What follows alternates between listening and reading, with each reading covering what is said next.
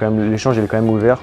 Notamment là, je suis sur un chantier à Dury et le chef il doit avoir 3 fois mon âge, enfin presque. Et l'échange c'est quand même ouvert, on échange comme si on avait le même âge entre guillemets. Et c'est ça qui est bien. Et en plus lui du coup il m'apporte son expérience et voilà. Pour moi je pense que la vie de tout le monde est bénéfique. Faut pas rester têtu ou...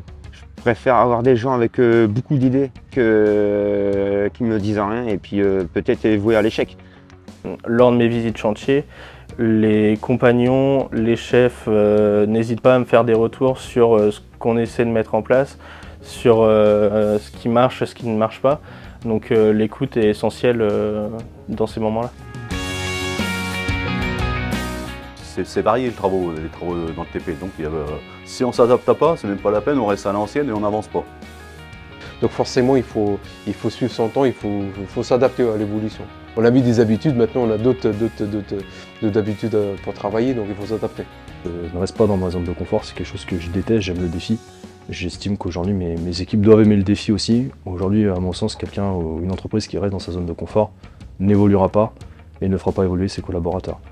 C'est une obligation dans nos professions de savoir s'adapter aujourd'hui et d'avoir une ouverture d'esprit vers ces nouveaux métiers. Parce que si on reste sur les schémas traditionnels de la construction, on est destiné à mourir dans les années qui viennent. Je peux citer mon exemple sur ces années de crise conjoncturelle de 2008-2009 où le marché public était en berne et donc nous avons eu l'obligation d'aller chercher d'autres types d'activités, sortir de notre zone de confort, je dirais traditionnelle, et d'aller chercher de nouveaux marchés avec des clients privés.